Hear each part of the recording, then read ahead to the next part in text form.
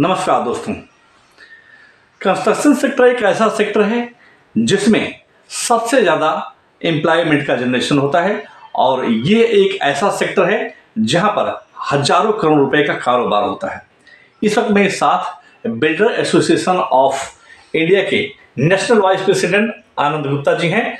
इनसे जानने की कोशिश करते हैं कि कंस्ट्रक्शन सेक्टर में क्या कुछ इन दिनों चल रहा है। सर, आपका बहुत बहुत स्वागत है और बधाई भी है कि आपको बिल्डर्स एसोसिएशन ऑफ इंडिया ने नेशनल वाइस प्रेसिडेंट के लिए चयनित किया है।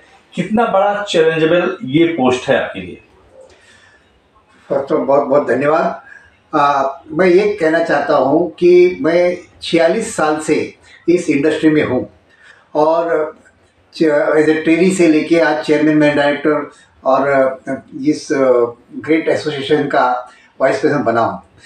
मुझे एक ही कहना है कि ये एसोसिएशन काफ़ी बड़ी इंडस्ट्री का रिप्रेजेंट करता है।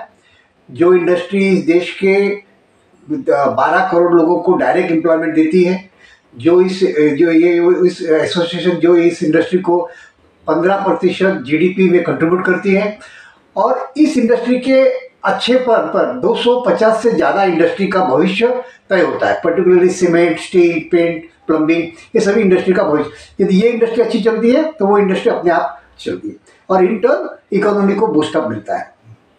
तो मुझे निश्चित तौर पे ये कहना है कि मैं बड़ा भाग्यशाली हूँ कि मुझे बिल्डर्स ऑफ इंडिया का वाइस प्रेसिडेंट बनाया गया है और इस बड़े एसोसिएशन को हम रिप्रेजेंट कर रहे हैं।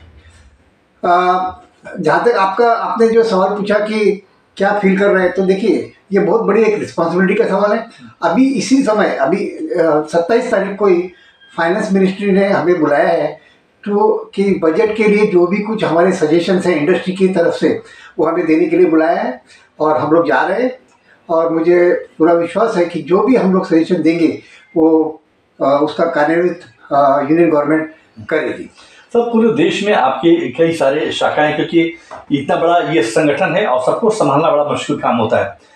आप यहाँ के महाराष्ट्र मतलब नेशनल लेवल पर वाइस प्रेसिडेंट हैं, तो खास करके महाराष्ट्र एक बहुत बड़ी इंडस्ट्री है रियल एस्टेट की। क्या कुछ अपने मेंबरों के लिए लेकर के आए हैं आप?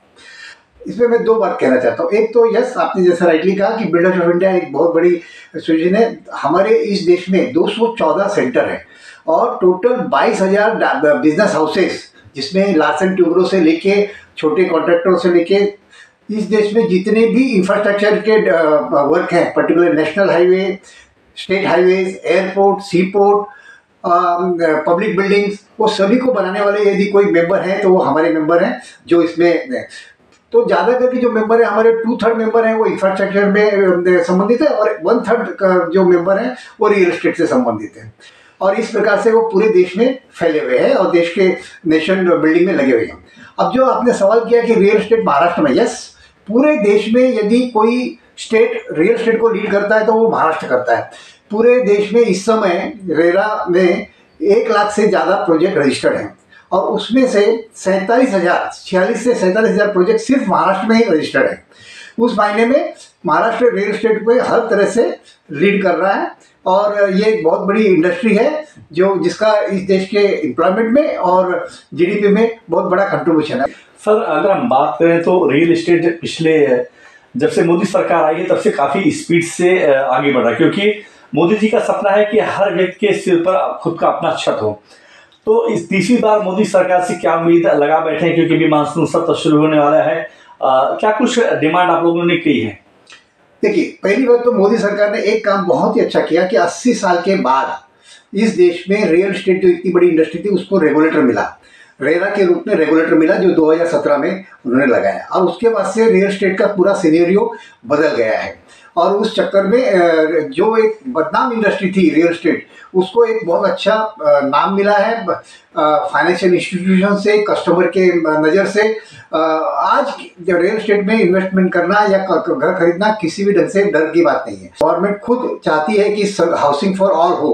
तो आपने देखा कि पहला जो स्टेप मोदी गवर्नमेंट जी ने लिया वो कि उन्होंने 3 करोड़ घर बनाने के लिए पहले कैबिनेट मीटिंग में उन्होंने अप्रूवल दिया।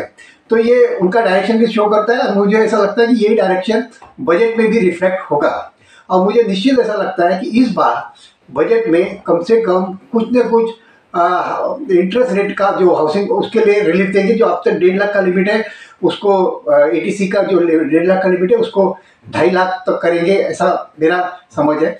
सिमिलरली और भी जो कुछ प्रोविजंस है जो हमने उनको सजेस्ट किए हैं कि इस रियल एस्टेट को भी एक इंडस्ट्री का स्वरूप दिया जाए, जिससे जितने भी बैंकर्स हैं, इंस्टीट्यूशंस हैं, उसको फंड देने के लिए आनाकानी न करें और प्रायोरिटी लिस्ट में रखा जाए।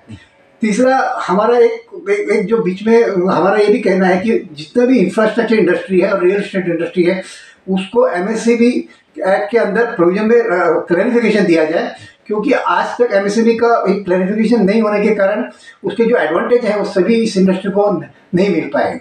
तो जैसा कि आनंद जी का साफ कहना है कि 27 जून को जो है वित्त मंत्री निर्मला सीतारमण ने पूरे देश के बिल्डर्स एसोसिएशन को बुलाया हुआ है। उनकी बात जानना चाहती हैं कि आखिर उनको इस इंडस्ट्री में क्या किन परेशानियों का सामना करना पड़ रहा है।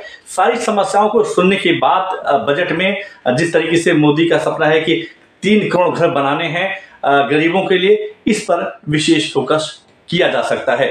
Ashok Shukla, live India news, Mumbai.